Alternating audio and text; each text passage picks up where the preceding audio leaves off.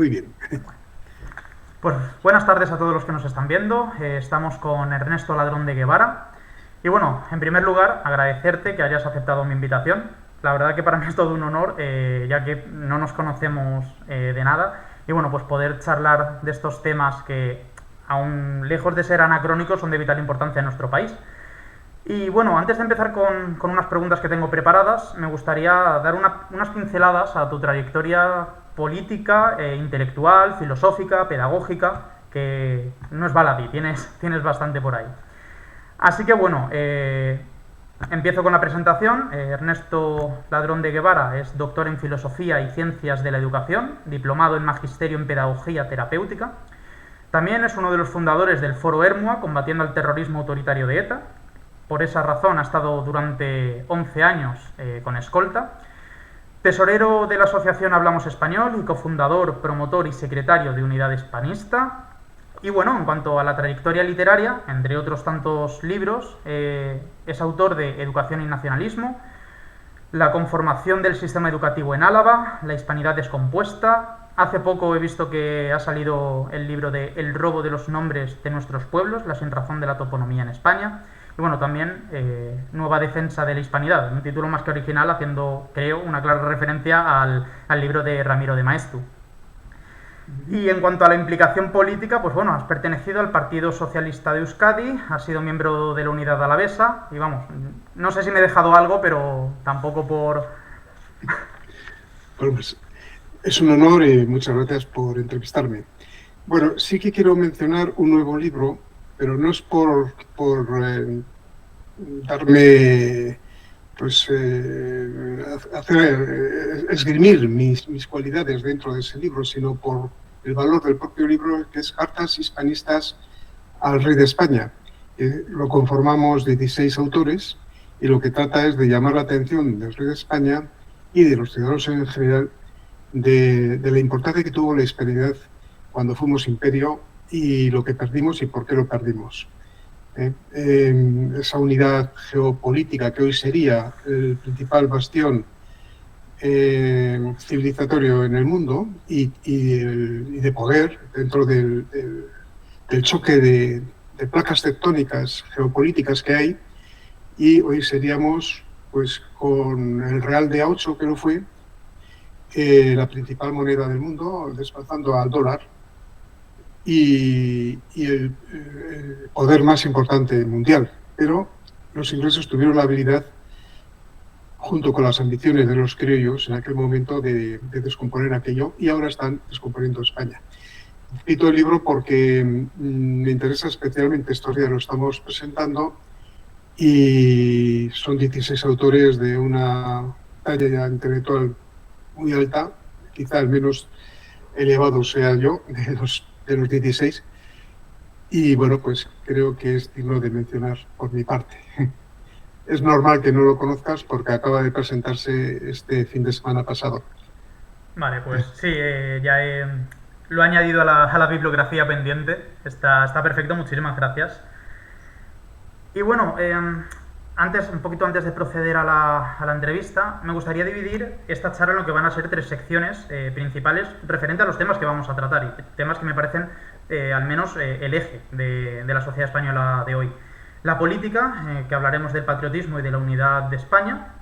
El lenguaje, en cuanto a lo que se refiere el adoctrinamiento político, el adoctrinamiento lingüístico y la evolución del lenguaje inclusivo. Y la educación, en cuanto al fracaso escolar y la decadencia de los sistemas educativos. Entrando en la rama política, hay un fragmento de un artículo tuyo que me gustaría resaltar, que dice así: que la izquierda española es antipatriótica y está a espaldas de la verdad histórica de nuestro país ya no es ningún secreto. Que los procesos de deconstrucción de nuestra historia, de falsificación de la realidad de nuestro pasado y de adoctrinamiento de las masas es una realidad incontestable que se une a los esfuerzos de los sucesionistas de destruir la unidad patria también, aunque no nos debemos quedar con la constatación de los hechos, sino que hemos de aventurarnos en la interpretación de los mismos. Así que vamos a hacer lo que propones, ¿no? Aventurarnos en esta interpretación de los hechos, de por qué puede ser importante o no el patriotismo, la unidad. Y bueno, me gustaría seguir un orden cronológico, por lo que creo que estaría bien que nos hablaras al menos, en primer término, de de tus vivencias como combatiente del terrorismo vasco, es decir, de cómo has vivido este autoritarismo de primera mano y también cuáles han sido tus miedos, porque, bueno, has involucrado tu vida, tu patrimonio en esta causa, has tenido que estar con escolta. Creo que tus testimonios son de vital importancia ahora mismo en esto.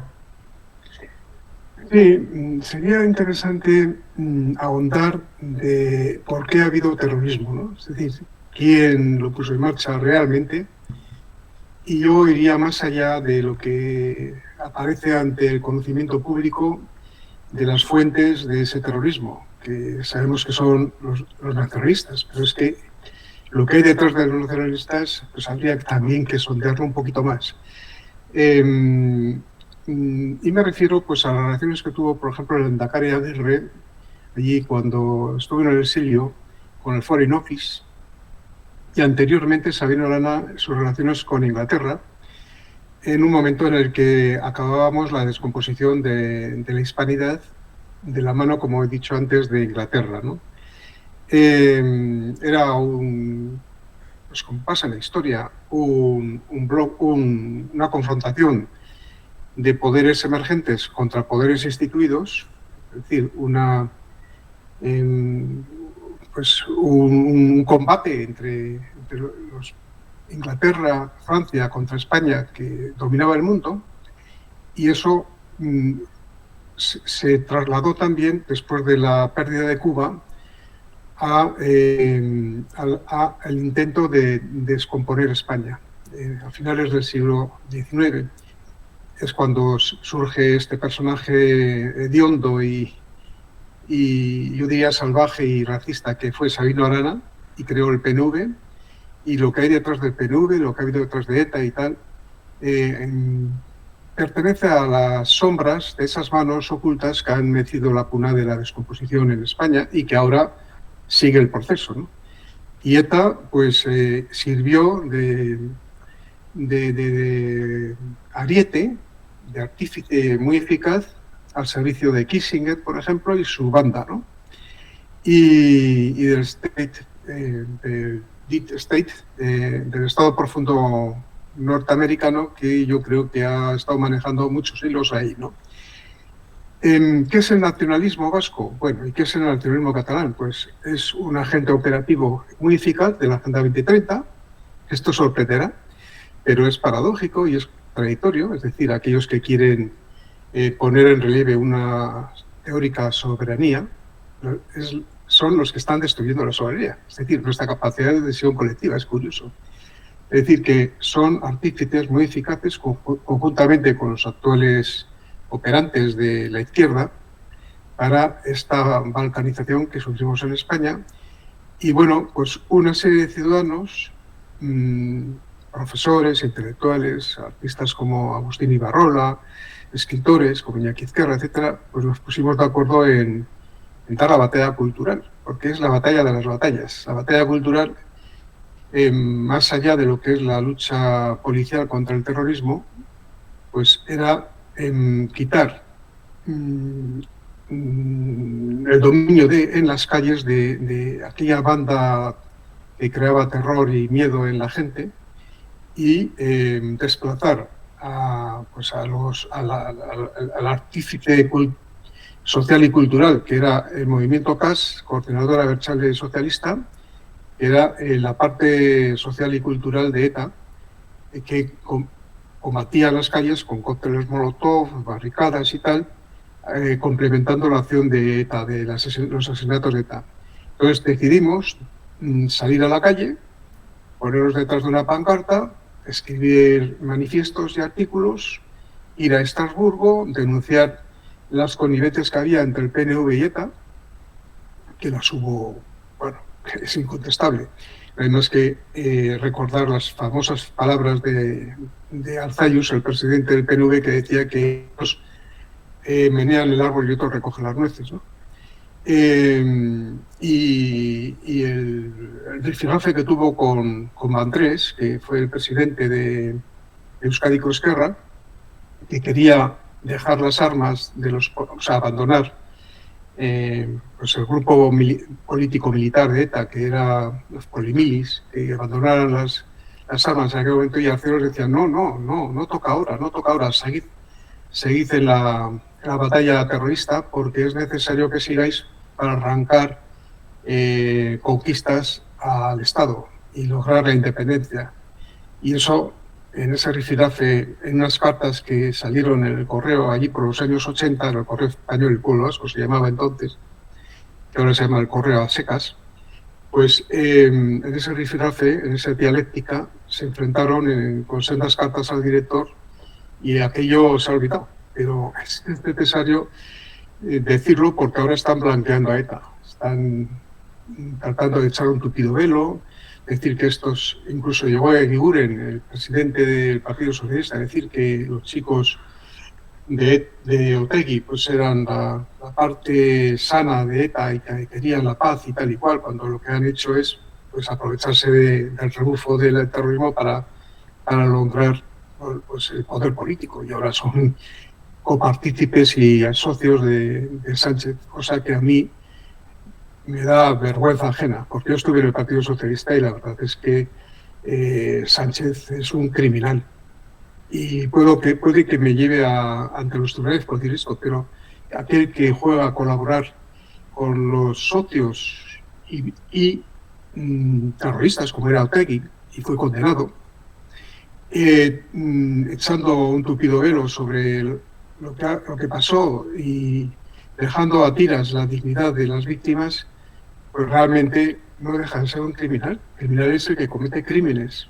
No quiere decir que cometa asesinatos directamente, pero quienes participan por interés o por ideas, conjuntamente con aquellos que durante 40 años estuvieron asesinando gente, quemando las calles, causando el éxodo de más de 200.000 vascos, destruyendo empresas, atenazando las libertades e impidiendo el avance de la democracia en un territorio que se llamaba Euskadi, yo llamo Vascongadas, pues realmente es un criminal, lo siento decirlo, pero me gustaría decírselo a la cara, porque algunos hemos perdido años de nuestra vida en esa lucha, y no hay derecho. Y yo fui amigo de Fernando Buesa y compañero de partido, el presidente el secretario general, mejor dicho,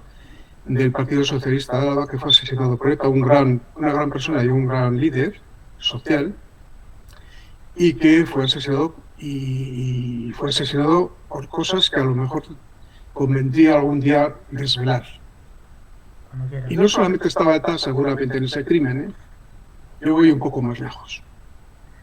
Bueno, me has contestado también otra pregunta que era sobre el descontento con el Partido Socialista en Euskadi y bueno, aquí estamos hablando sin tapujos, así que evidentemente pues creo que ambos pensamos lo mismo de nuestro presidente Sánchez, ¿no? Por decir nuestro, pero sí, claro, conciso y directo. Espero que este vídeo pues poco a poco llegue y todas estas cosas se vayan sabiendo.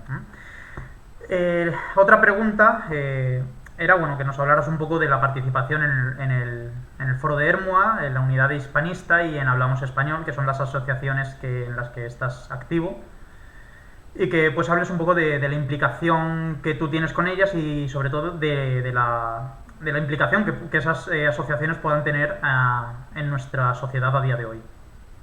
Uh-huh.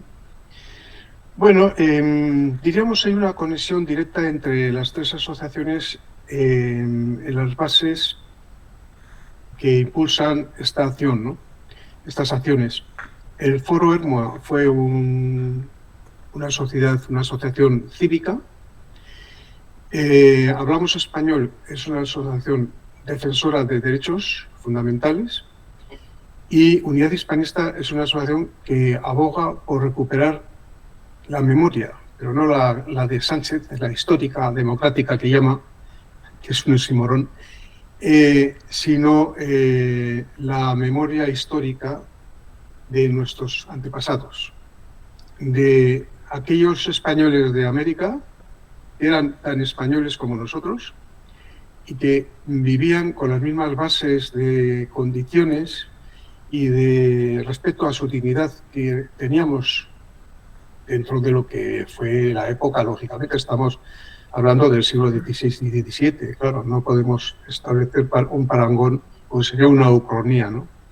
Pero en aquel contexto, aquello fue una cosa impresionantemente gloriosa. Un testamento de Isabel la Católica que decía que había que respetar a la gente de allí, sus propiedades, sus vidas, no esclavizarles. Incluso llegaron a establecer un marco laboral de 8 horas y vacaciones, cosa que parece que es de ahora, ¿verdad? Pues no, es del siglo XVI, con unas leyes limpias, con un Francisco de Vitoria que abogó por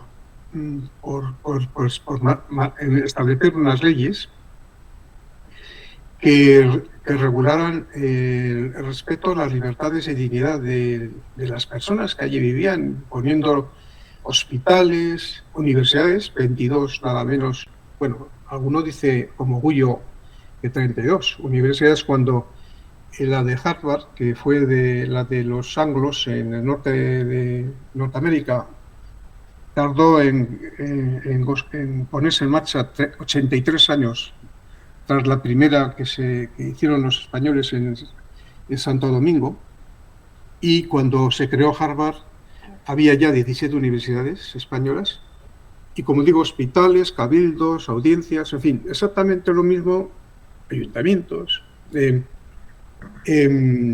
ciudades que, por ejemplo, México tenía alcantarillado cuando Londres todavía no lo tenía.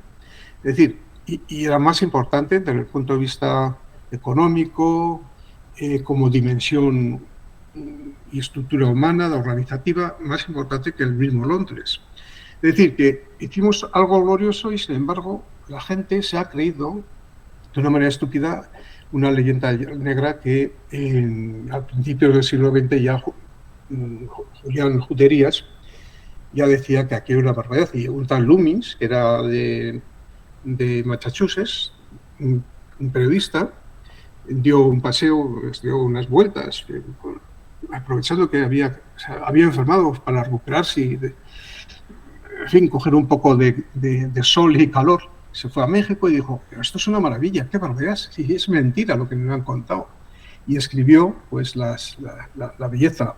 Humboldt, por ejemplo, también, o un alemán, pues habla de las maravillas de Hispanoamérica creadas por los españoles allí.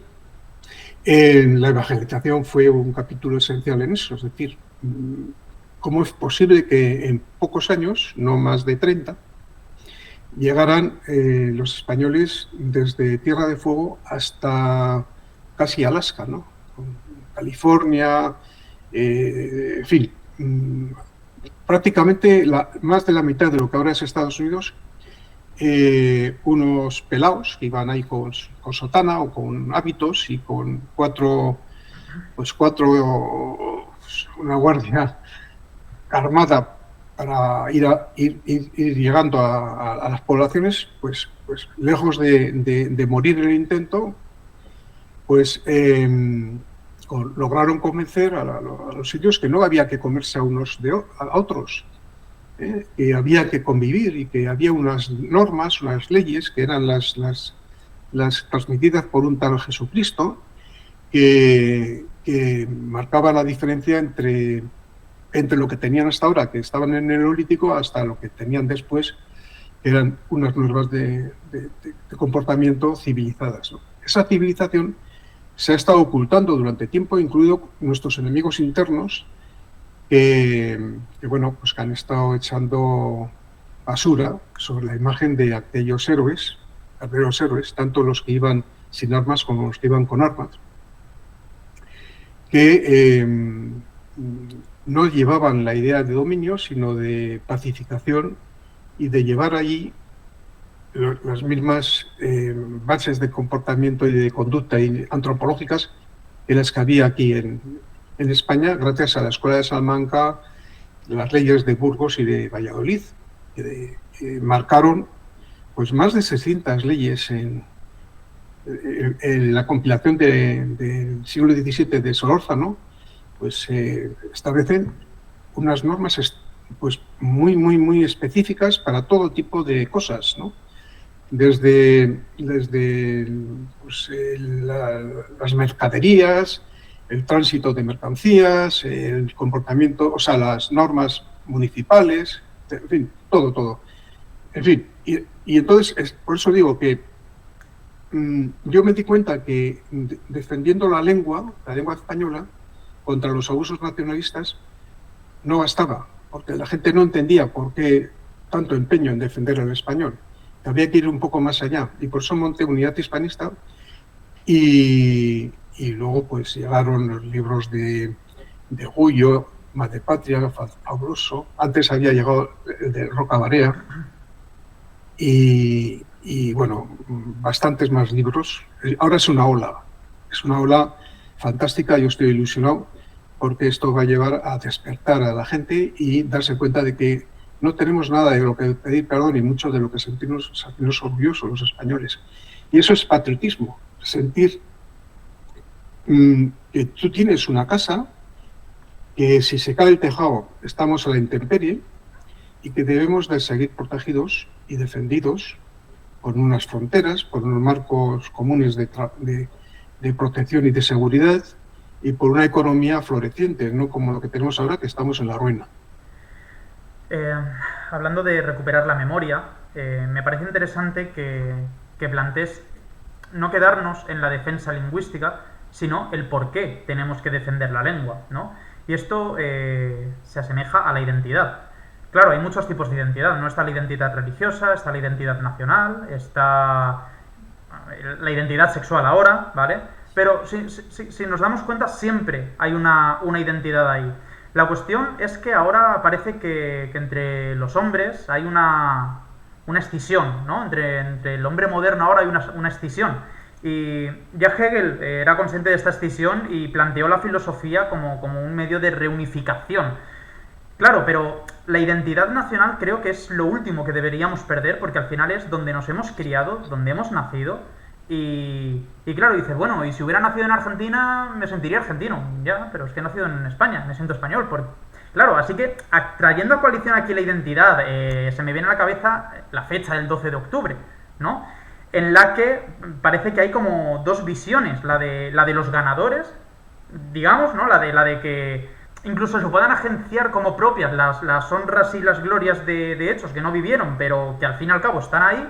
Pero luego es que está la versión negativa, la visión de los pecadores, de aquellos que, ¿cómo diría?, que se sienten obligados a pedir perdón, o bien por la sociedad, o bien por un sentimiento absurdo que no llego a entender, pedir perdón por cosas que realmente ha mejorado, como hablabas, ¿no?, ha mejorado una civilización que era bárbara, una civilización que no tenía una base moral. Ha mejorado antropológica e intelectualmente, pero aún así es como que nos tenemos que disculpar por algo que no hicimos. Y bueno, tengo también aquí otro fragmento de otro texto tuyo que justo me viene como anillo al dedo, que dices: sin intención de hacer exaltaciones patrióticas, trayendo a coalición las honras y glorias de aquellos conquistadores españoles en América y a los evangelizadores, como bien dices, tampoco es aceptable que en sentido contrario se manipule y deforme la realidad de nuestro pasado. Y esto lo voy a enlazar con la siguiente pregunta, que va respecto con las autonomías, ¿vale? Porque las autonomías lo que hace es dividir al final un país, dividir la unidad patria, ¿no? Que parece, pues, eso, que más que en un país unido estamos en uno dividido. Esto podría ser por la artimaña política de divide y vencerás, que casi es, digo yo, ¿no?, divide y venderás, porque un país que está unido no se vende al mejor postor. Y ahora el país que está diversificado con esa escisión se vende a los totalitarismos, se vende al populismo político. Mi pregunta, después de todo este rollo, perdón, es ¿cuál es tu opinión respecto a las autonomías? Y si es negativa, ¿qué solución le darías? En un inicio, cuando la ponencia constitucional, la idea pudo ser buena. Digo pudo ser porque la Constitución tiene varias contradicciones in terminis dentro de la propia Constitución. Por ejemplo, el artículo 14, que predica la esencial igualdad de todos los españoles, al final pues se contradice con la fragmentación jurídica en 17 autonomías, no habiendo códigos comunes, ¿no? Porque, claro, los derechos y las libertades y el acceso a los bienes públicos carece de la libertad personal y de la igualdad para llegar a ellos, ¿no? Vamos a suponer un funcionario quiere trabajar en Cataluña, un funcionario de prisiones, un funcionario de judicial, lo que fuera, ¿no? Y ya se ve con la traba de que le exigen catalán, con lo cual no puede ejercer su profesión. O sea, eso es, por tanto, una contradicción interna dentro de la Constitución. El artículo 3 de la Constitución que predica que todos los españoles tienen el deber de saber y conocer el castellano y no habla nada de la obligación de las lenguas autonómicas, pues no sé, prácticamente no tiene virtualidad dentro de las actuales comunidades. Entonces, inicialmente las comunidades tenían un buen propósito, una buena intención, era un Estado centralizado y había que, con el principio de subsidiariedad, a los ayuntamientos y comunidades autónomas, pues el ejercicio de la puesta en marcha de las administraciones, ¿no? de control y gobierno de las administraciones dentro de tu territorio. Estaba bien porque pues en Madrid no conocían lo que pasaba en Vitoria, por ejemplo, que es donde yo vivo, o los de Sevilla no conocían cómo vive, qué problemáticas tienen los de Zaragoza. En fin, cada uno sabe mejor en su tierra lo que ocurre y qué respuestas dar a esos problemas, pero eso estaba bien hasta que por culpa sobre todo el nacionalismo vasco, que fue el introductor de la discordia con ETA y esto, pues contaminó al resto de las comunidades. Y algo tuvo razón Sabino Arana cuando en el hecho de muerte le dijo a un tal Joana, y dijo, no, yo no me he convertido en un federalista español, porque había hablado de eso de la Federación Española, ¿no? Renunciando en teoría, es una trampa, claro, a su idea separatista, sino lo que yo quiero es extender la división y la fragmentación de España para entonces lograr nosotros la independencia. Y claro, ahí está el truco del almendruco. En la ponencia constitucional se vio en las negociaciones con el PNV clarísimamente la intención. Querían, en una de las enmiendas que pusieron en marcha, la negociación directa de Euskadi con el monarca, con el rey, al margen del Parlamento y al margen de la Constitución. Es decir, ellos establecían que los derechos nacionales de Euskadi estaban por encima de la Constitución y las leyes de España y que, por tanto, tenía que haber una interlocución directa con el rey. Lógicamente eso, menos mal, eso no se admitió definitivamente, pero sí se admitió la adicional primera de la Constitución, que fue la de reconocer los derechos históricos de los territorios forales, lo cual es una ucronía. ¿Por qué? Porque los fueros pues eran un privilegio muy importante, por cierto, por ejemplo, con los reyes católicos, que de esa manera premiaban la lealtad y la importancia que tuvieron los vascos, según dice incluso Sánchez Alcornoz, presidente del gobierno de la Segunda República en el exilio, decía que en su libro España, un enigma histórico, decía que Vasconia era la abuela de Castilla. Entonces, claro, tenían mucho sentido los fueros y es una cuestión digna de tenerse en valor, ponerlo en valor, ¿no? Pero, claro, cuando los fueros lo pones como escudo para el logro de la independencia, hay una tergiversación del propósito de los fueros y de lo que fueron, desde un punto de vista histórico, los fueros. Y cambiar la toponimia, impedir que la lengua común de los españoles, como dice el artículo 3, se ejerza como lengua de aprendizaje en las escuelas, etcétera, etcétera, y los padres puedan elegir el modelo lingüístico, ya no lo pueden hacer ni en Valencia, ni Castilla, ni en Baleares, ni en Cataluña, ni en Galicia, ni en el País Vasco, ni parece ser que dentro de poco en Asturias. Eso es un despropósito. O sea, se ha pervertido el sentido originario de lo que eran las comunidades, como un hecho de descentralización administrativa y de, bueno, incluso de gestión fiscal. Es decir, la recogida de los impuestos podría hacerlo el Estado, pero se podría descentralizar el ejercicio de los gastos, o sea, de la elaboración de presupuestos de capítulo de ingresos y gastos para que cada uno abordara sus necesidades. Eso estaba bien, es una buena idea, sin llegar al Estado federal, pero bueno, por eso se llama Estado autonómico. Pero el problema, ya lo decía Gonzalo de la Mora, el problema era que eso tenía muy malas pintas. Porque si España fuera un país normal, como podría ser Suiza o Suecia o cualquier otro, pues esto hubiera transcurrido con total normalidad y esto hubiera sido un Estado constitucional autonómico donde todo funcionaría con lealtad interinstitucional. Pero como hubo y sigue habiendo deslealtades, pues lógicamente eso no puede ser. Lo que hay que hacer es acabar con los nacionalistas de una manera muy sencilla, modificando la ley electoral. No concurre a ninguna elección a nivel de Estado ningún partido político que no tenga ámbito de Estado. Y se acabó la fiesta. Pero ni el Partido Popular ni el Partido Socialista están decididos a hacer una reforma de esa naturaleza que sería perfectamente asumible y constitucional. Nadie lo impide y nada, no es imposible.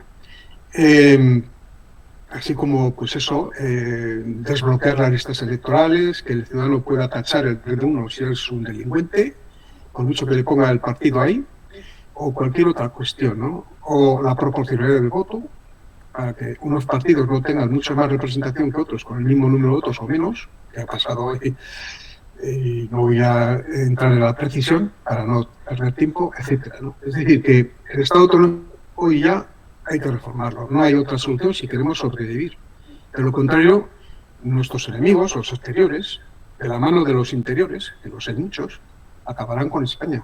Acabaremos como Yugoslavia, rotos y enfrentados. Y ojalá que no lleguemos a las manos. Parece que algo rotos y enfrentados sí que estamos, y una de las razones es ya la siguiente parte, que es el lenguaje. ¿Qué ocurre? Parece que este enfrentamiento parece que vivamos en una torre de Babel, ¿no? En nuestro propio país, en un país que, aunque tiene una franja territorial bastante extensa, porque de punta a punta hay ya unos miles de kilómetros, claro, la distancia entre comunidades y sus respectivas culturas no es tan grande. Yo vivo en Valencia, por ejemplo. De Valencia a Madrid hay 3 horas escasas, una en AVE. ¿De qué me sirve el valenciano en Madrid?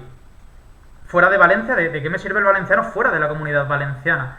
Apenas de nada, claro. Esto tiene un lado positivo, sí. La riqueza cultural. Tenemos muchísima cultura donde poder elegir, gastronomía, literatura, increíble. Pero claro, debido a esta riqueza cultural, también tenemos que los diferentes idiomas en manos de totalitaristas hace muchas veces difícil que nos entendamos entre nosotros mismos. Es decir, una división. Por ejemplo, como anécdota personal, el año pasado estuve en me recorrí el norte con un amigo y fuimos Pamplona, San Sebastián, Bilbao y Santander. Bueno, pues dejando la franja vasca ya y entrando en la Cántabra, ¿no? En Santander. Claro, yo me sentí como... Bueno, bajo del coche, veo de repente en Santander ya una bandera de España, digo, hostia, estoy en mi país ya otra vez. Es como si no hubiera estado todo ese momento, una cultura completamente diferente. Incluso aún a día de hoy, en Pamplona me quedé fascinado en plan mal, evidentemente. Banderas en balcones a favor de presos de ETA. Algo que a mí me chocó muchísimo. Digo, ¿cómo en pleno siglo XXI, cómo seguimos idolatrando esto? ¿No? Y claro, luego llegas a Santander, me veo todas las banderas de España y digo, he vuelto al país, no he vuelto a España. Así que, bueno, como te decía, el lenguaje corre peligro en manos de los totalitaristas, y lo vemos en la inmersión lingüística, ¿no? Me has hablado un poco también de los privilegios privilegios o las trabas que, por ejemplo, un un madrileño pueda tener en irse a Cataluña. Igual a Bilbao no, o sea, al País Vasco no, por el tema de, digo yo, de la dificultad, ¿no? Del idioma. Igual ahí cambia un poco la cosa. Pero en Valencia estudias valenciano en la universidad y te lo comes, es así. Así que quería que me hablaras un poco, sobre todo en lo que respecta al País Vasco, si, si hay dificultades para poder trabajar ahí alguien que no sea vasco. Bueno, el tema de las lenguas, antes de entrar en la pregunta, es un gran retroceso cultural. Lo voy a decir por qué. La degradación del sistema educativo, el fracaso escolar, la caída vertical de la comprensión lectora y oral, es decir, la comprensión verbal que engloba a todas las comprensiones, arrastra, diríamos, la conceptualización de las materias. Es decir, nadie puede crear una representación simbólica de una cosa, de una idea, si no tiene la herramienta que es las palabras con las cuales pueda configurar esa idea.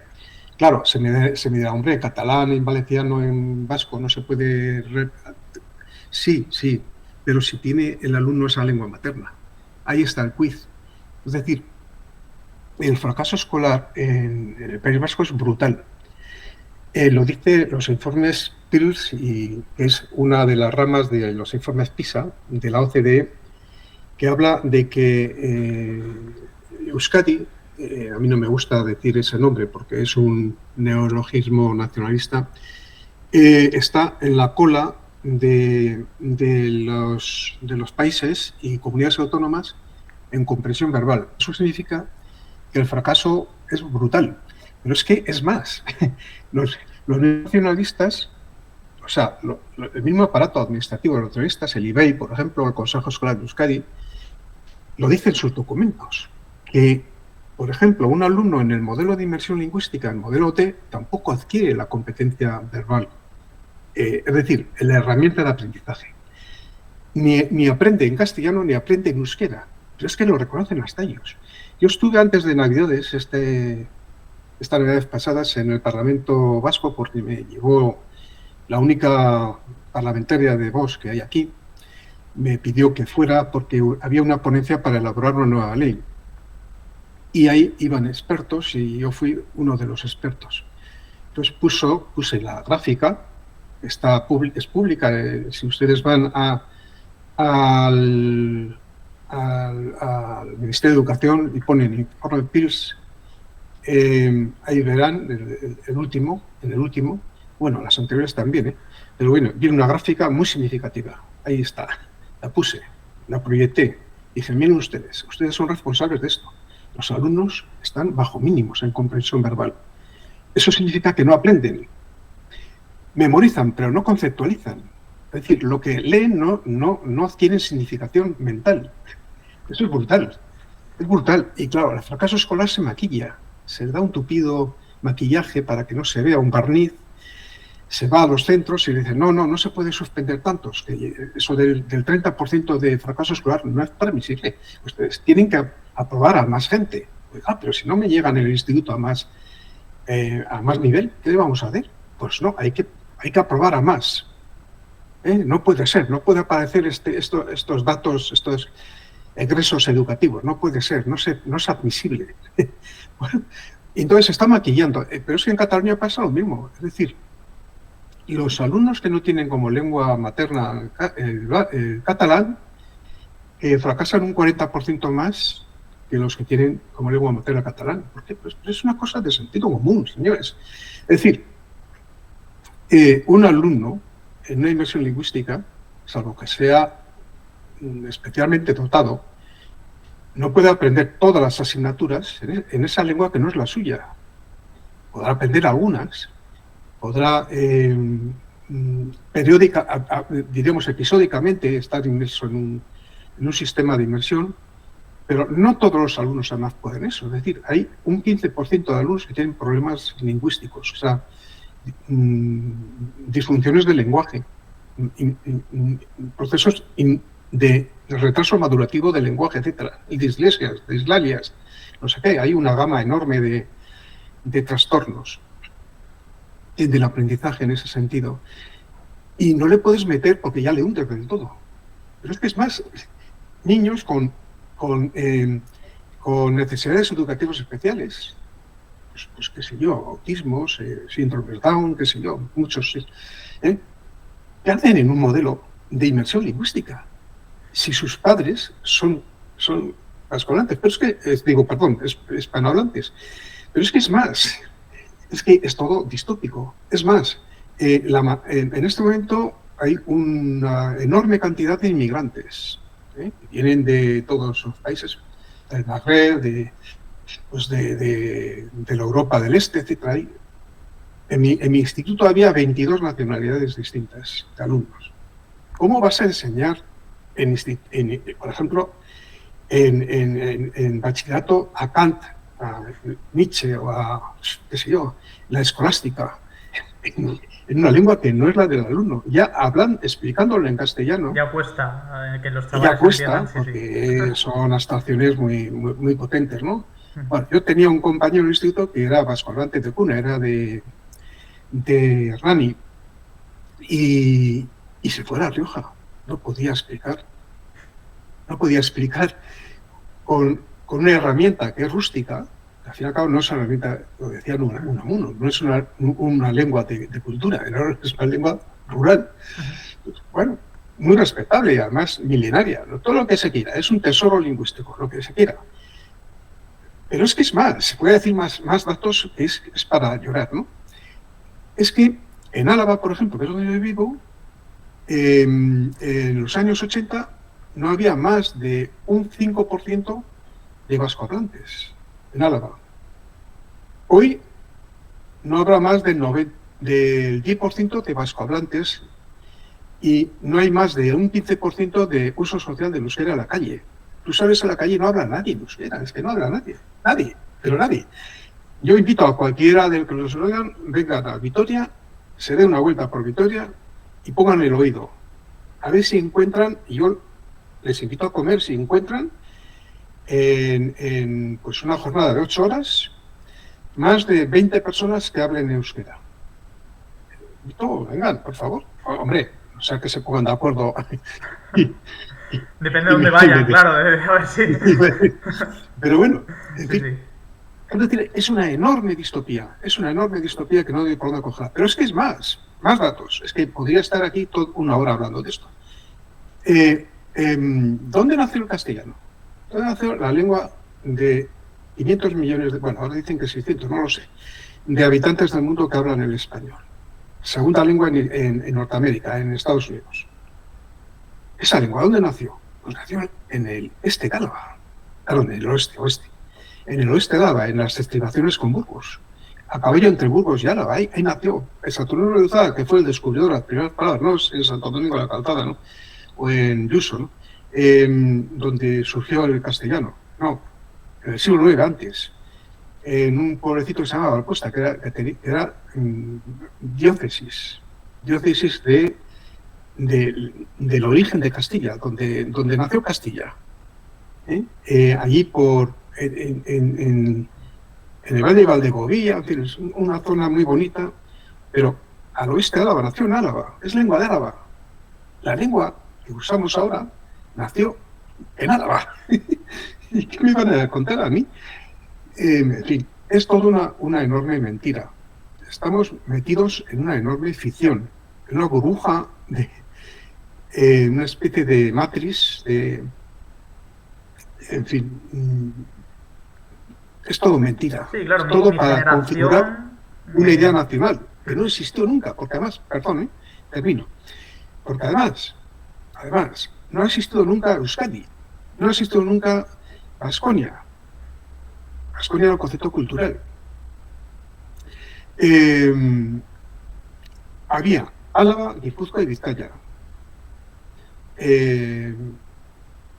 lo dice el bueno de Sánchez Albornoz. Yo cito mucho a Sánchez Albornoz porque dice, es que, claro, como usted es facha, pues bueno, dice estas cosas. Bueno, facha del Partido Socialista, que viene del Partido Socialista, pero bueno, bien, facha, vale. Yo asumo, me pongo aquí Sí, la, sí, hoy la todo insignia de lo que facha. sea un pensamiento crítico es fascista, eso ya lo tenemos asumido.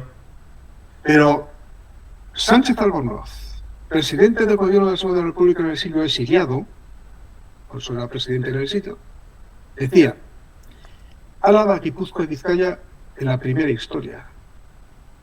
Álava, Guipúzcoa y Vizcaya, entes diferenciados, autónomos. En la primera historia. Hay un libro que se titula Navarra y Vasconia en la primera historia. Bueno, léanlo porque eso es fabuloso ese libro. Nunca ha existido un ente político territorial llamado Euskadi, porque no, en la historia eso se generó en la mente enfermiza de Sabino Arana y en la Segunda República en una situación ilegítima que fue en la Guerra Civil.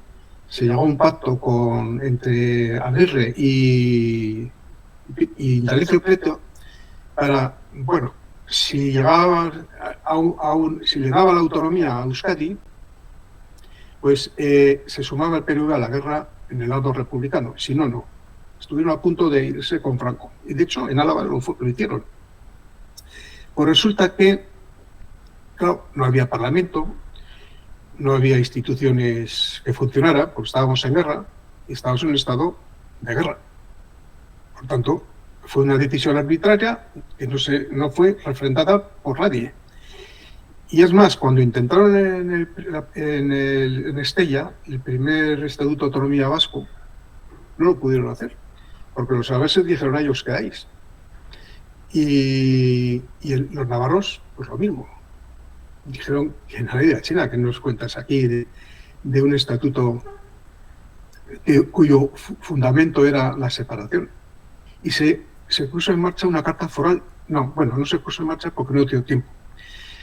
Porque luego vino el 34, la Revolución de Octubre y tal, pero hubo un intento de crear un Estado, hubo una comunidad autónoma alavesa, separada de Guipúzcoa y Vizcaya. Todo eso no se sabe. O sea, no hay fundamentos, no hay antecedentes, no hay tampoco principios antropológicos, no hay herencia cultural, no hay nada. Es todo ficticio. Sí, no, lo que te decía de esta ficción, que lo peor de todo es que mi generación, yo soy de los 90, ¿vale? De los años, yo tengo 30 años, pues de los 90, aún puede tener ese pensamiento un poco crítico de ver cómo se está poniendo este velo. Pero claro, los que están naciendo ahora lo tienen crudo. Lo tienen muy jodido porque ya nacen metido en esa matriz, metido en esa ficción. ¿Y cómo escapar de ahí? ¿No? Ya, pues, y lo que decíamos, pocos jóvenes que podamos tener un pensamiento crítico o algo, ya pues enseguida o eres de derechas, o eres fascista, o eres votante de Vox, o bueno, toda la retaíla del PAC antiprogre, ¿no? Sí, claro. Claro, esto viene de una cosa que yo llamo modificación cognitiva de las masas. ¿Qué es eso? Bueno, primero habrá que definir el concepto masa. Gustave Le Bon, en el siglo XIX a finales, era un psicólogo psicólogo social, decía que la masa es un ente que tiene personalidad propia y que absorbe al individuo. El individuo pierde su sentido de identidad y de pensamiento propio y se sumerge en la masa. Y entonces el individuo ya no tiene personalidad. Es la masa la que tiene la personalidad, pero no él. Han sido muy buenos artífices, muy buenos ingenieros, para lograr que haya una masa en la que los individuos no piensen por sí mismos. ¿Y eso cómo se consigue? 1, adoctrinamiento. 2, conquista de la escuela. 3, medios de comunicación bien pagados, bien untados, para que todos digan lo mismo. No hay más que ver, todo es un periódico y lo mismo está reproducido casi con las mismas palabras y fotografías en el resto. Vale con leer un periódico para que leas todos. Y 4, presión social, mucha presión social, persecución, estigmatización, estereotipos. Eres su facha, estás contra el euskera, no se puede... A mí en las juntas generales de Álava me decían, dejemos el euskera aparte, no se puede hablar del euskera. El euskera es sagrado. Oye, yo no sabía que el euskera era una religión. En fin, se podrá hablar de la política lingüística. No, el euskera no se toca. Bueno, pues el euskera no se toca. Pero yo seguiré hablando del euskera. Y haré los intentos mayores que pueda para hacerlo de una manera científica. Y entonces, ese proceso de comedura de coco, de conquista de las mentes, se ha hecho de una manera muy eficaz, muy eficaz. De tal manera que las nuevas generaciones ya, hasta que descubren la gran mentira, y para eso estamos hablando hoy aquí, hasta que descubren que eso es una mentira, pues tiene una percepción sesgada. Y claro, yo he llegado a la conclusión, por mis propios condicionamientos personales que yo he descubierto, que cuando tienes una especie de molde cognitivo, que llamo yo, molde cognitivo es una especie de referencia, de captación de la realidad establecida por unos filtros y unos parámetros previos. Entonces, esa realidad, aunque sea distinta, la ves de un color y no la ves de otro. Y cuando a ti te dicen, no, que esa realidad no es esa, es otra, dices, imposible. Y te cabreas porque dices, oye, tú me estás poniendo a mí en cuestión lo que yo veo. Y yo veo eso. Sí, pero te equivocas. Eso no es así. Y ya se pone agresivo. Entonces la sociedad está agresiva porque dice, a mí me van ahora a decir que esto que pienso yo es falso. Claro, todo lo que me han enseñado he aprendido durante toda mi vida. Ahora de repente me vienen aquí a decir que es falso, sí. Y yo he encontrado muchas actitudes agresivas conmigo. Digo, oye mira, y sacarme el García y decir, mira, lee esto y luego hablamos. Primero lee y luego hablamos. No, yo no leo eso. Eso es de fachas. Bueno, pues vale. Pues no hay manera de tener una interlocución así. Es imposible. Tiene que haber una apertura mental para lograr ver los errores. Yo, como los he tenido y los he reconocido, he rectificado. Y yo creo que es una actitud inteligente de detectar tus errores de percepción para lograr buscar la verdad. Buscarla, que no es encontrarla a veces. Simplemente es una actitud para intentar llegar a la realidad de las cosas. No lo vamos a lograr probablemente nunca, porque la realidad es cambiante, ¿no? Pero por lo menos no estar en el error permanente. Por un lado, de la implicación, de la importancia del lenguaje y del lenguaje cultural, ¿no? Del lenguaje de que por muy rico que sea, y sí que es cierto que hay que apoyar y defender la cultura, también hay que defender la cultura y la unidad española. Pero ahora estamos ante el avance peligroso también del lenguaje inclusivo. Y digo peligroso porque, bueno, decía Wittgenstein, el segundo Wittgenstein al menos, el de las investigaciones, que los límites de mi lenguaje son los límites de mi mundo. Es decir, que el significado del lenguaje es el uso que nosotros le llegamos a dar. Pero claro, el lenguaje evoluciona, eso es un hecho. El problema es que la línea evolutiva que está llevando el lenguaje ahora está impulsado por el motor político. Eso es lo preocupante. Que si el lenguaje evolucionara de forma natural, de forma en la que, bueno, si se quiere decir todos y todes, para empezar, si creemos que eso es incluir a la gente, ¿no? Porque me parece absurdo. Bienvenidos todas, todos y todes. Por el principio de la economía lingüística es más fácil decir os damos la bienvenida. Y ahí estás incluyendo a todo el mundo. No hace falta llegar a esos extremos, ni mucho menos a la bestialidad de decir portavoza, ¿no? Esto ya, vamos, que políticos lleguen a esas bestialidades, pues un poco fija un poco la cultura literaria que tienen algunos políticos de España, ¿no? Pero claro, el lenguaje inclusivo ahora está apoyado por la política de izquierdas. Y está la pregunta, ¿a favor o en contra del lenguaje inclusivo? Es que, ¿acaso se puede estar a favor?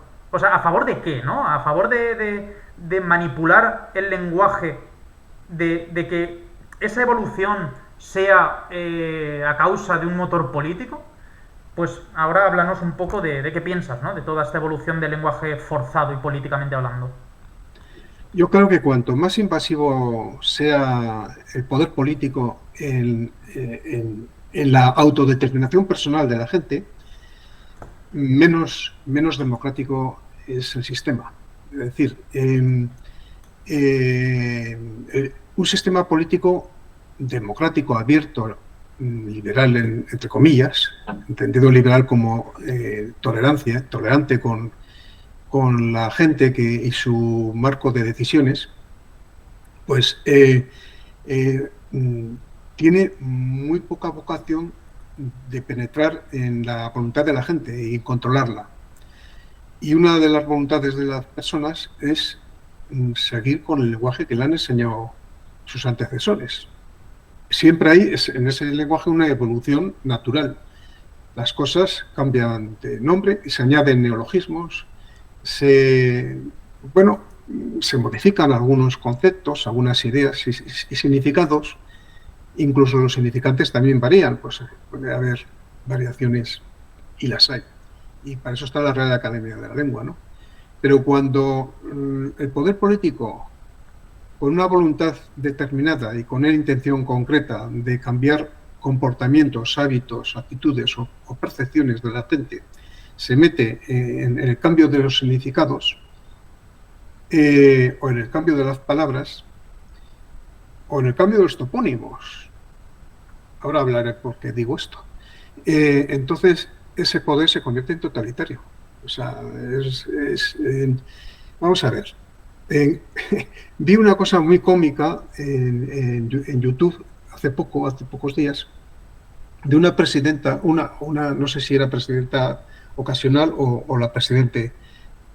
He dicho presidenta, fijaros hasta qué punto llega el condicionamiento mental mío. Y puso a caldo al portavoz de Vox, porque le dijo, señora presidente, dijo, y le llamó al orden, oiga usted, a mí usted no me llama presidente, me llama presidenta. Y el otro se quedó perplejo.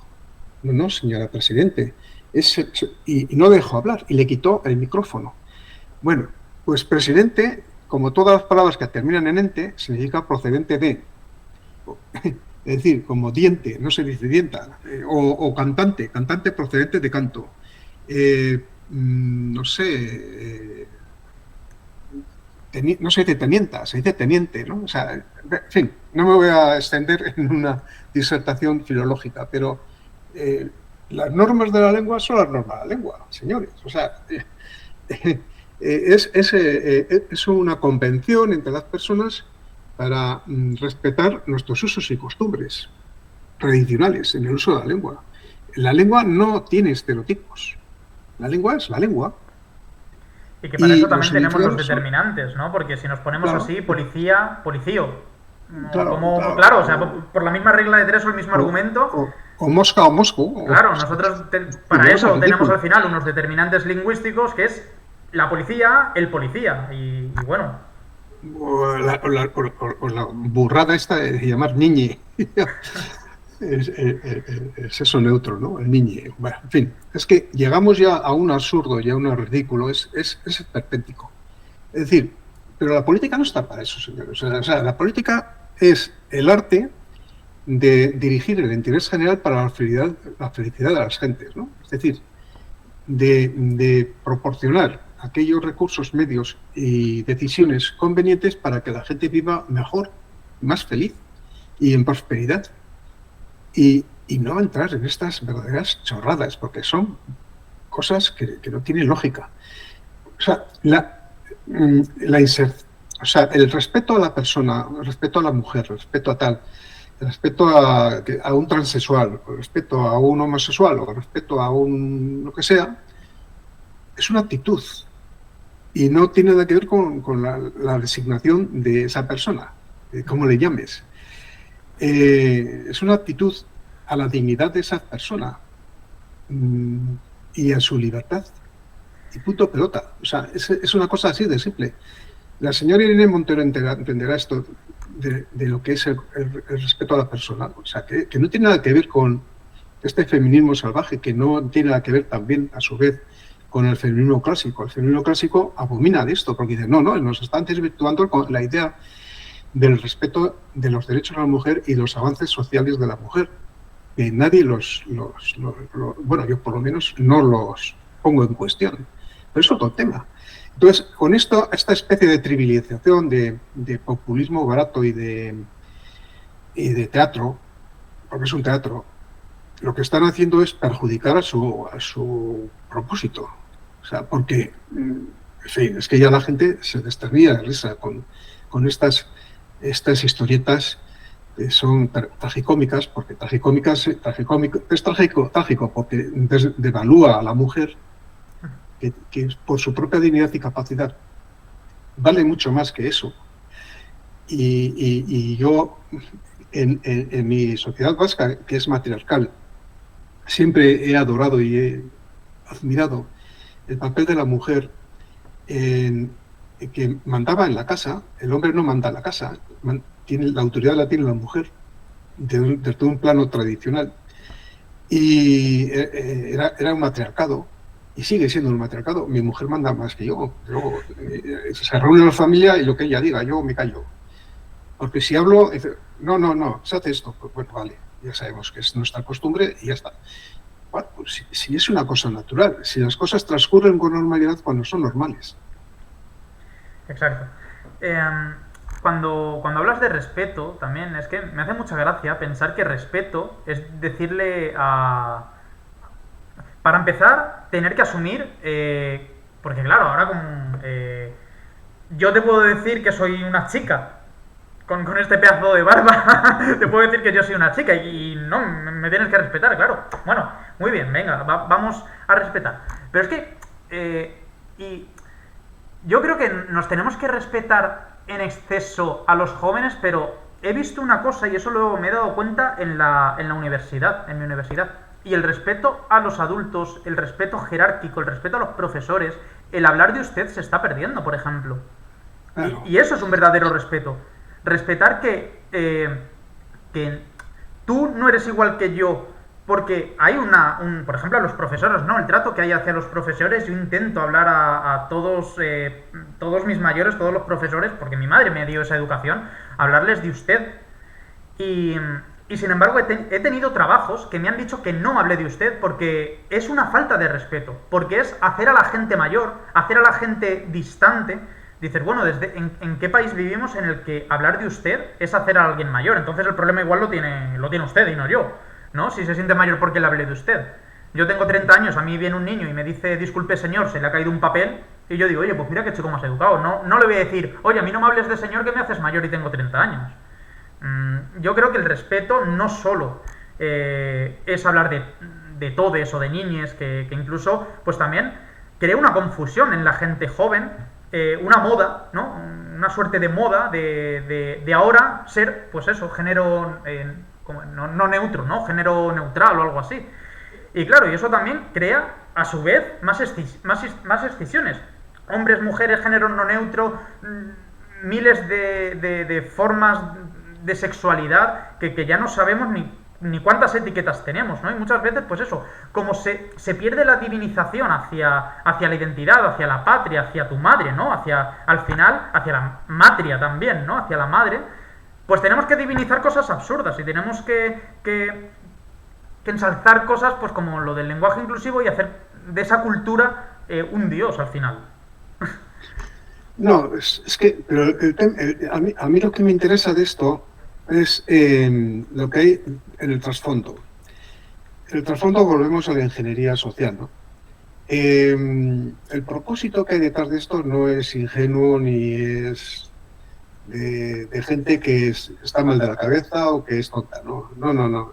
Hay un propósito detrás de desvertebrar, descomponer, hacer una especie de tabla rasa de todos los valores, comportamientos, conductas, hábitos y herencia cultural pasada. Entonces, para hacer tabla rasa, tú rompes la familia, rompes tu identidad sexual, rompes lo que habitualmente era el respeto al niño. O sea, si tú le vas al niño diciendo a los 3 años que te tienes que masturbar porque es divino, pues hombre, a mí me chirría. Me chirría porque ni es edad, ni sabe lo que es el sexo porque todavía no lo tiene definido, ni está en momento madurativo para comprender lo bueno o lo malo de eso, ¿no? No, Es por decir, supuesto, hay que respetar una etapa de aprendizaje al final. O sea, ¿la educación sexual es mala? No, no es mala. Hay que educar sexualmente, sí, pero ¿a qué edad? No a los 10 años, claro, ahora ocurre lo que ocurre, ¿no? Que pues, no, es que la sociedad está hipersexualizada. Bueno, igual es que también la sociedad contribuye a que se hipersexualice la sociedad. claro. Es decir, aquí sigue persistiendo el concepto de dignidad de la persona. ¿Qué es el sentido de dignidad? Es la autoestima, tu autoconcepto y tu reflejo en el espejo. Dices, vaya, pues hoy me veo con buena cara porque hoy he hecho cosas buenas. Y al momento siguiente ya has cometido una torpeza y dices, me veo fatal. No me reconozco yo, no, tengo que corregir. Bueno, esa autoestima, ese autoconcepto, este sentido de tu dignidad personal, parte también de tu cuerpo. Si tú consideras que tu cuerpo es prostituible, pues, en fin, con todo respeto a quien lo prostituyen, porque el estado de necesidad lleva a eso. Pero vamos, son víctimas de un contexto económico, lo que quieras. Pero en este sentido, un educador no puede ser educador si no respeta la dignidad de esa persona.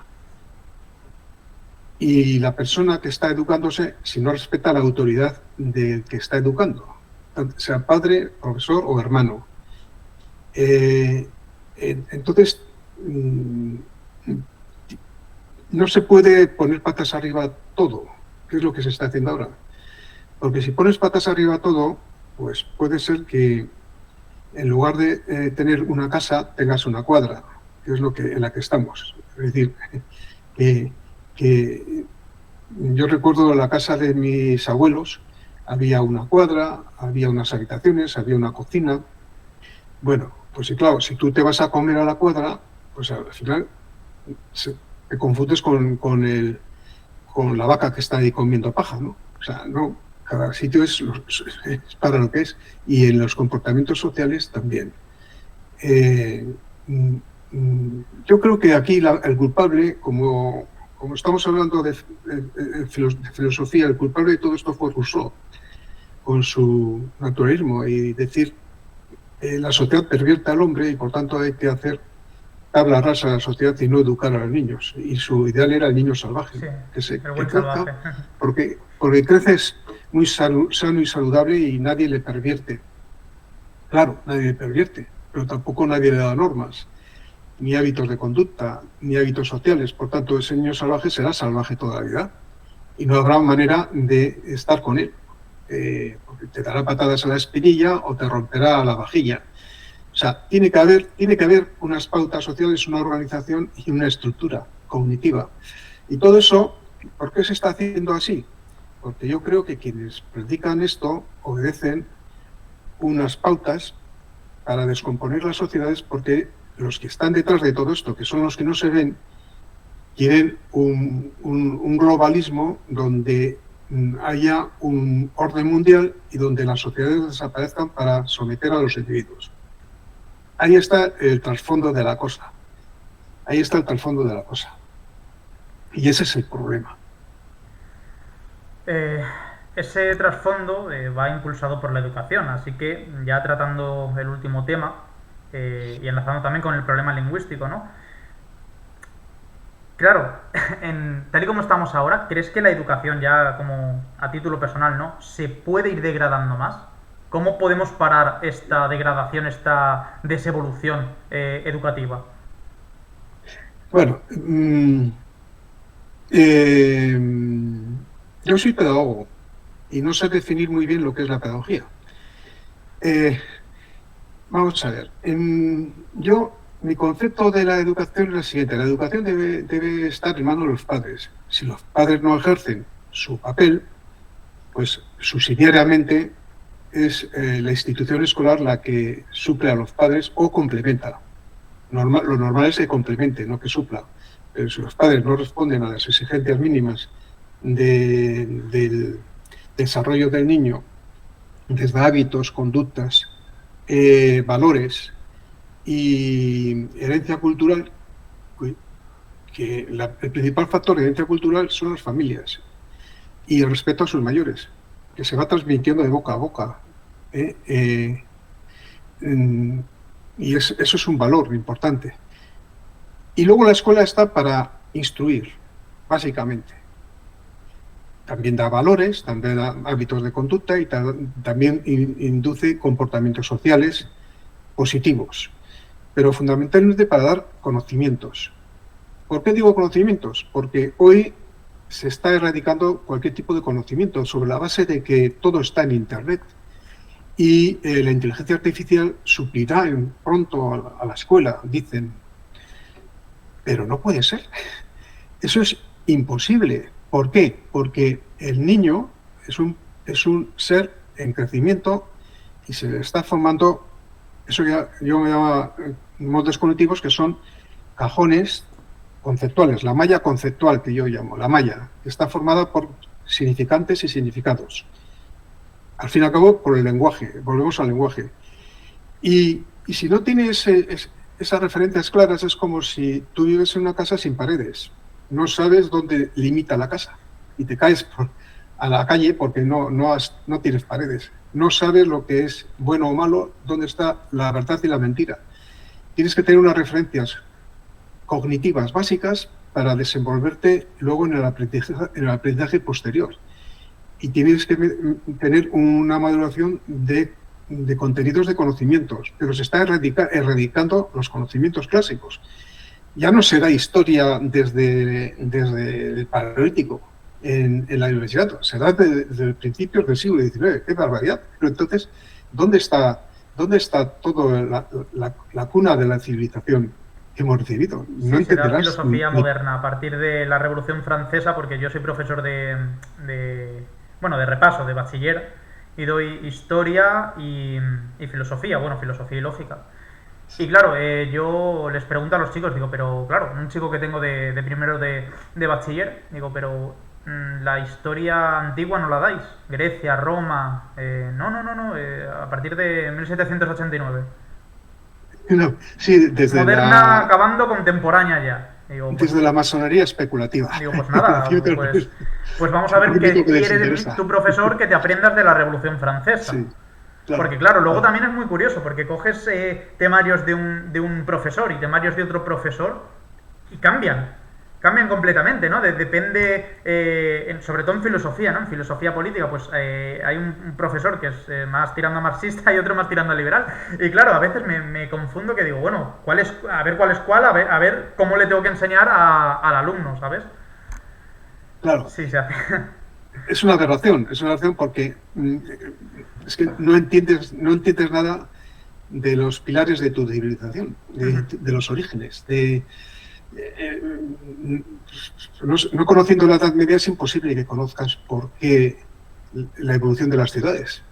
Ni entenderás un casco antiguo. Una vez yo llevé a unos alumnos a ver una iglesia barroca y una alumna mirando a la Virgen María me dice, ¿y esa señora quién es? Digo, me quedé perplejo, digo, ¿qué? ¿No sabes quién es esa mujer que está ahí en el retablo? La Virgen María. ¿Y quién es la Virgen María? Hombre, pues la madre de Jesucristo. En la región cristiana, que es en la que estamos, en ese contexto estamos. Y bueno, ¿y eso para qué vale? Hombre, pues para que entiendas esta iglesia, por ejemplo, o para que entiendas de dónde vienen tus costumbres, las procesiones de Semana Santa, no sé qué.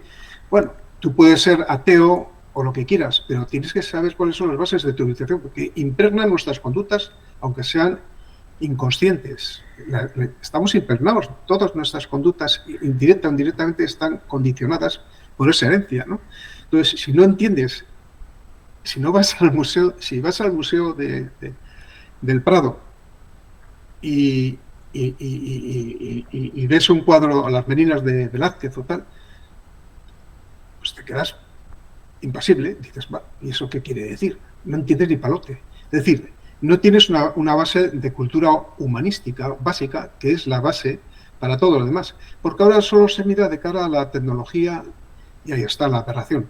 No formamos personas, formamos máquinas al servicio de un sistema económico determinado que lo que quiere es mecánicos o arquitectos o médicos. Pero claro, el médico tampoco va a saber, no va a saber el origen de las palabras que usa, que son todas, que son del griego. Es que has dicho una palabra que es clave en esto, ¿no? ¿Para qué vale? Es decir, ahora se toma el conocimiento, ¿no? Se toma como un medio, no como un fin en sí mismo, ¿no? A ver, esto es muy kantiano, pero es que es así. O sea, el problema de... Claro, ¿para qué vale estudiar filosofía? Bueno, y ya hemos visto que han recortado en secundaria y en bachiller las horas. Pero claro, ¿para qué vale estudiar filosofía? ¿Para qué vale estudiar historia? Bueno, no pienses que esto es un medio para otra cosa. O sea, vale porque es un fin en sí mismo. O sea, el propio conocimiento es lo que vale, claro. Luego también has tocado otro tema muy interesante, inteligencia artificial. Lo tenemos todo a un clic, en el móvil tenemos toda la información. Y esto ya lo decía Escotado, decía, no, el fin de las universidades, tal y cual. Y decía Escotado, dice, pero si la universidad la tienes aquí todo lo que quieras. Dice, tú puedes ser lo listo o lo tonto que quieras ser. Lo tenemos en un móvil. Sin embargo, ¿en qué invertimos el tiempo, no? Pues en redes sociales, en cotillear cosas que no nos van a enriquecer culturalmente. Y claro, y luego también el desarrollo de la inteligencia artificial, ahora que lo has sacado a trasluz, preocupa, porque, por ejemplo, ahora estoy haciendo un trabajo de investigación, ¿vale? Mis profesores, claro, tenemos que seguir pues unas reglas, unas normas de citación, normas APA o Chicago, lo que sea, bueno, ya estás más que instruido en eso. Y claro, y tenemos también un sistema antiplagio, pero la inteligencia artificial aún no tiene unos sistemas antiplagio muy elaborados. Y claro, el profesor nos decía, a ver, confío en vuestra buena fe en que no estáis poniendo en la inteligencia artificial, no en el chat GPT hazme el trabajo tal y el chat GPT te lo hace. Es, pues eso, la ley del mínimo esfuerzo de decir, bueno, ¿para qué me sirve tener todos estos libros si en el móvil lo tengo a un clic y ya está? Pero claro, yo creo que se pierde el proceso que es muy bonito de aprender, de leer, luego también de buscar en textos, de buscar en artículos, que si te lo da un chat, ya lo tienes hecho. Dices, pero, ¿y yo sé buscar, leer un artículo y discernir cuál es lo importante de aquí del artículo? Eso se está perdiendo. O discernir en este barullo y en esta selva de información que hay en Internet, discernir lo importante de lo que no es. Claro. O saber buscar, simplemente eso, un contenido sobre la base de unas referencias contextuales de ese contenido. O lo que es más importante, a mi entender, disfrutar de la capacidad de pensar. Ayer oí en la radio, viajando hasta aquí, hasta casa, que la inteligencia, según un estudio, está retrocediendo. La inteligencia de las sociedades, de las personas, vamos. Lo que llamamos coeficiente intelectual, que está retrocediendo. Y yo lo entiendo perfectamente que esté retrocediendo. O sea, nos estamos convirtiendo no en usuarios de máquinas, sino en prolongaciones de las máquinas. Es decir, el transhumanismo, ese que parece que buscan también ese modelo que nos están inculcando con el bombardeo de la Agenda 2030, ¿no? El transhumanismo es potenciar nuestras facultades, pero con la ayuda de máquinas. Bueno, al final tus facultades quedarán reducidas y las máquinas serán muy potentes, pero tú no aumentarás tus facultades innatas, ¿no? Porque tus facultades innatas, como todo órgano, si no lo ejerces, se muere, o sea, anquilosa. Entonces, estamos anquilosando nuestra capacidad de pensamiento. No podemos... yo lo estoy observando, porque yo soy una persona muy normal, que no destaco gran cosa en nada. Pero me sorprende que haya gente que me vea como alguien muy inteligente. Que no, soy normalito. Lo que pasa es que yo pienso y tú no. Esa es la diferencia. Claro, bueno, no tú, ¿eh? No, sí, por favor, sí, lo entiendo. el otro. Sí, sí, sí. Claro, y estamos reduciendo nuestra capacidad de análisis y, por tanto, de interpretación de la realidad. Y al final, como no sabemos interpretar la realidad, no tenemos herramientas para hacerlo, no solamente nos entorpecemos, sino al final nos manipulan, pero con toda tranquilidad, y además somos seres cada vez más manipulables. Hay más que ver lo que está pasando, las barbaridades que está cometiendo Sánchez con nosotros, y aquí nadie reacciona. O sea, desde la pandemia, todo, reales decretos por todos lados, se nos ha metido hasta en la cocina, ha hecho de nosotros lo que ha querido. Nos tienen Todo el en mundo un se va a vacunar estado de porque limbo. le dicen que es bueno, y no analizas si eso a ti, con tus patologías personales, te conviene o no. Cosas de estas, ¿no? Y bueno, vale. No pensamos. Sí, nos tienen en un estado de limbo, en un estado ambiguo de... Luego también creo... No tiene nada que ver, pero tiene que ver, ¿no? Las políticas asistenciales de las paguitas, de dártelo todo, pero no darte nada.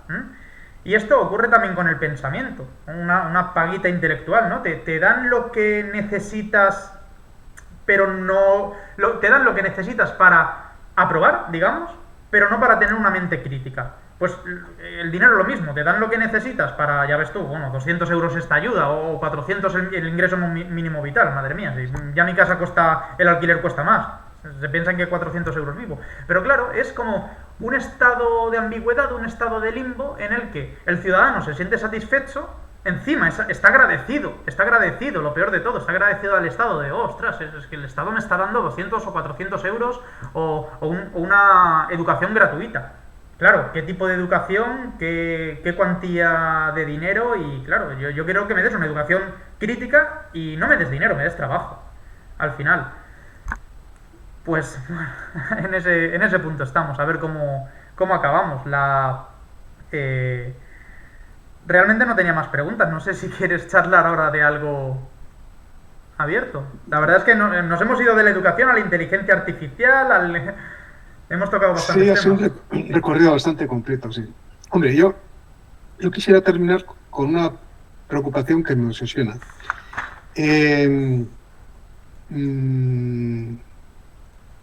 Esa destrucción de valores, esa descomposición, incluso del sentido trascendente de la vida, es decir, si hay Dios, no hay Dios, si creemos, no creemos, en fin, planteárselo. Esa forma de vivir a lo loco, a todo correr, con estrés, sin pararte a pensar y reflexionar un momento, todo esto nos lleva a un suicidio colectivo. Igual soy excesivamente dramático, ¿no?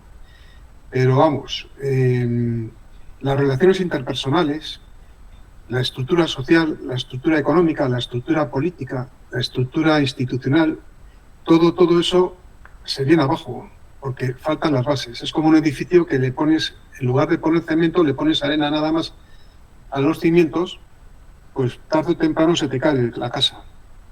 Pues si no hay cimientos, no hay casa. Ese es el mensaje con el que yo quisiera terminar. Pues muchísimas gracias, Ernesto, por este tiempo, por tu amabilidad y haberme dedicado casi 2 horas de tu tiempo. Que imagino que estás muy liado como para hablar conmigo, pero de verdad te lo agradezco muchísimo. No, ha sido un honor y una satisfacción, no hay problema, al contrario. Y espero que nuestros oyentes pues despierten un poquito, ¿no? También tengan al menos una mente crítica y compartan estos vídeos y que llegue a más gente. Ojalá.